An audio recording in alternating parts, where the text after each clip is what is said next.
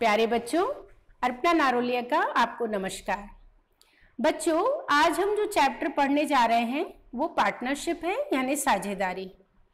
बच्चों, साझेदारी में अभी तक आपने ये जाना कि साझेदारी क्या है, उससे संबंधित आपके कुछ थ्योरी क्वेश्चंस थे जिनमें आपने पार्टनरशिप डीड को समझा।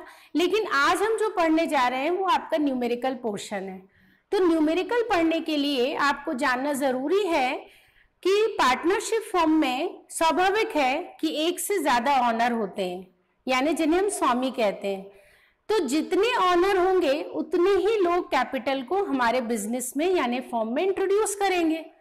तो ऐसी दशा में हमें हर पार्टनर की कैपिटल को एक अकाउंट के रूप में मेंटेन करना होगा। It means capital account. तो बच्चों, आज हम पढ़ेंगे capital accounts of partnership form. तो इसे हम एक स्ट्रक्चर फॉर्म में आपको बताना चाहेंगे, capital accounts of partnership form. ये आपका हेडिंग होगा। बच्चों, इस तरह का यदि आपको क्वेश्चन आता है तो आपको ऐसा ही फॉर्मेशन एक तैयार करके दिखाना होगा कि इसमें कितनी मेथड्स होती हैं। हम बात कर रहे हैं कैपिटल की। इट मींस यहाँ दो मेथड आप लोग यूज करेंगे, जिसमें फर्स्ट मेथड का नाम होगा fixed capital method. Fix capital method यानी स्थायी पूंजी विधि कहलाती है ये। और जो सेकेंड पार्ट होगा वो होगा फ्लक्चुएटिंग कैपिटल मेथड।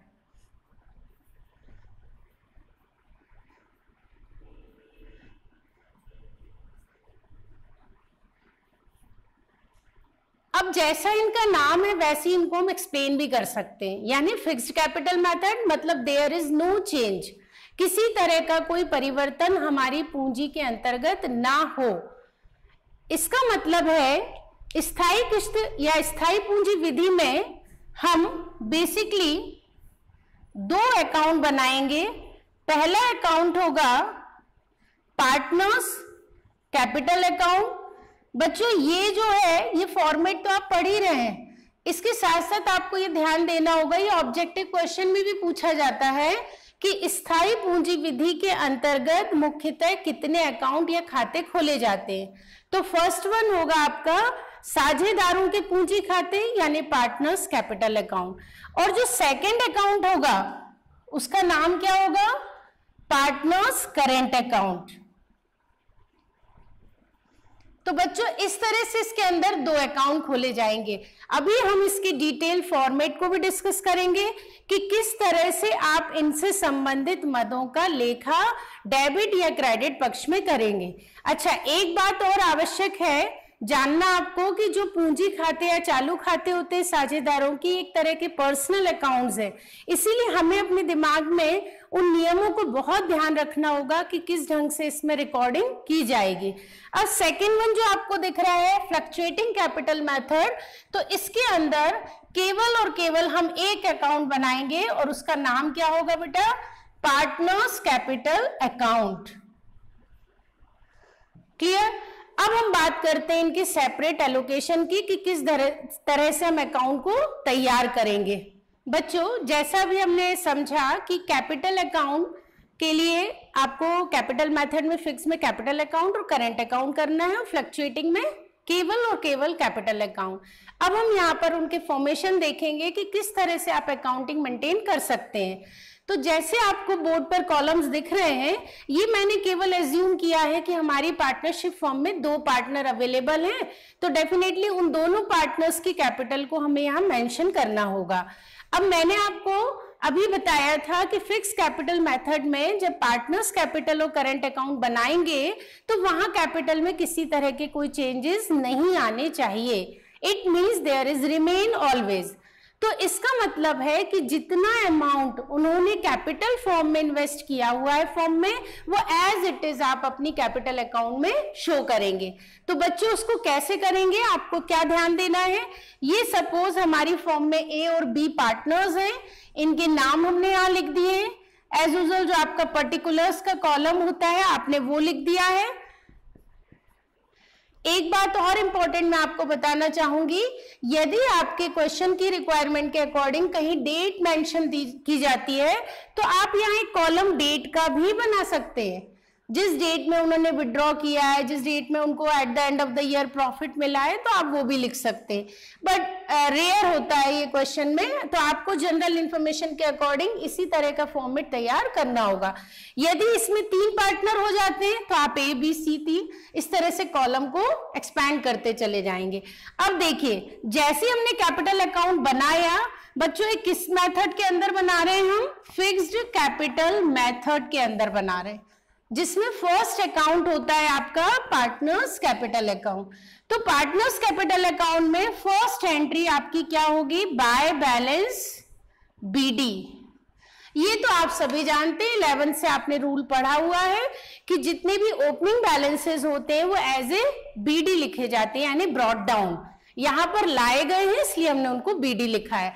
सपोज कीजिए यहाँ 20,000 इनका कैपिटल था, इनका 10,000 था, कुछ इस ढंग से आपको यहाँ शो करना पड़ेगा।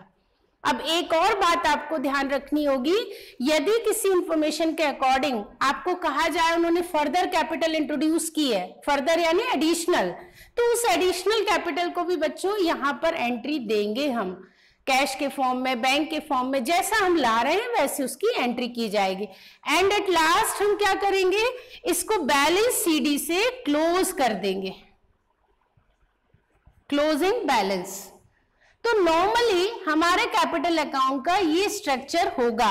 इट मींस कि ये जो अमाउंट है वही का वही आपको यहां क्लोज करके शो करना पड़ेगा, और जब भी आप टोटलिंग करते हैं किसी भी अकाउंटिंग की तो ये आपको मालूम होना चाहिए। छोटी छोटी बातों को आप यदि ध्यान रखेंगे तो आप लोग एग्जाम में भी बहुत अच्छे से इनको प्रिपेयर कर सकते हैं। तो डबल लाइन से इसको क्लोज करना, 20,000, ये केवल मैं आपको परफेक्शन के लिए बता रही हूं, अदरवाइज आप 11th में ये सब बेसिक रूल्स जान चुके हैं। अब ये जो CD होता है ये ऑटोमेटिकली क्या होता है? नेक्स्ट ईयर के लिए, नेक्स्ट ईयर वो कुछ भी हो सकता है। सपोज हम 2020 के लिए बात कर रहे हैं तो 2021 में क्या हो जाएगा? ये बाय बैलेंस BD करके शो करेगा। इट मींस आप एंट्री क्या करेंगे? By balance BD, again we will write here same amount, it means 20,000 and 10,000। तो इस ढंग से बच्चों पार्टनर्स कैपिटल अकाउंट आपने अभी बनाना सीखा, वो आप किसके अंदर बनाना सीख रहे हैं? फिक्स्ड कैपिटल मेथड में। अब हम बात करते हैं इसी के सेकंड अकाउंट की। तो सेकंड अकाउंट का नाम हमने आपको क्या बताया था? Partners current account. Partners current account, same columns होंगे उनके, किसी तरह का कोई चेंज नहीं होगा, मतलब A और B, A और B सेम फॉर्मेशन है। लेकिन इसमें आपको क्या ध्यान रखना है कि फॉर्म में जितनी चीजें आ रही हैं और जा रही हैं, किस फॉर्म में? कैश फॉर्म में, कि कहीं कुछ मिल रहा होगा या हमें कहीं कुछ खर्च करना पड़ रहा होगा, तो इन सबको जो रनिंग होता है, जो करेंट, इसलिए इसको बोलते हैं हम करेंट अकाउंट, चालू, जो चलायमान है, कि कुछ कैश आ रहा है कुछ कैश जा रहा है। तो इसकी एंट्री करने के लिए यदि आपको इंफॉर्मेशन में इसका ओपनिंग बैलेंस हो बच्चों, तो आप क्या लिखेंगे? एज यूजुअल जैसे मैंने अभी आपको बताया, bye balance BD, current account का बैलेंस। सपोज कीजिए A का डेबिट बैलेंस था, आप A में लिख देंगे, B का इस तरफ बैलेंस दिया है तो उसकी एंट्री भी आप टू बैलेंस BD करके ही लिखेंगे। ये हमारा बेसिक फॉर्मेट है।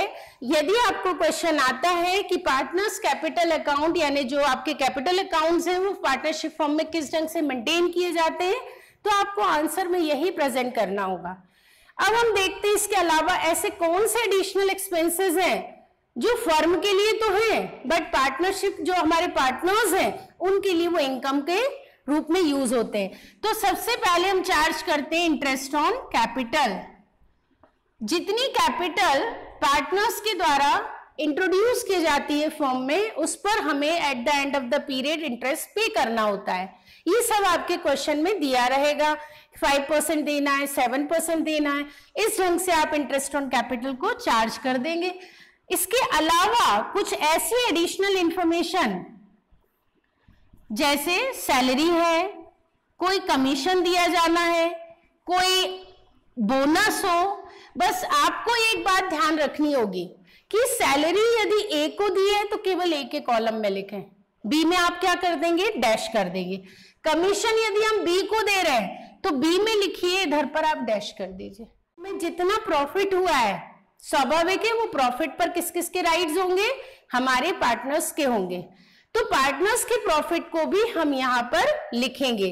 तो बाय P&L, चूंकि आप इसके पहले पढ़ चुके हैं P&L एप्रोप्रिएशन अकाउंट, तो उसके थ्रू जब हम पार्टनर्स के शेयर के अकॉर्डिंग डिस्ट्रीब्यूट करते हैं उस प्रॉफिट को भी यहाँ हमें शो करना होता है। इसके साथ साथ एक बात हमें बहुत ध्यान देनी है, क्या फर्म में किसी पार्टनर ने अपने विड्रॉन को लिया है यानी आहरण किया है, तो वो ड्राइंग्स की यदि आपको जानकारी दी जाए, इंफॉर्मेशन हो, तो उसकी एंट्री आप इस तरफ करेंगे, to drawing and to interest on drawing, इस तरह से चार्ज किया जाएगा। लास्ट में हमारा वही प्रोसेस अप्लाई होगा जो हमने कैपिटल में सीखा कि हम क्रेडिट टोटल करेंगे और डेबिट टोटल करेंगे और दोनों का कंपेयर कर देंगे।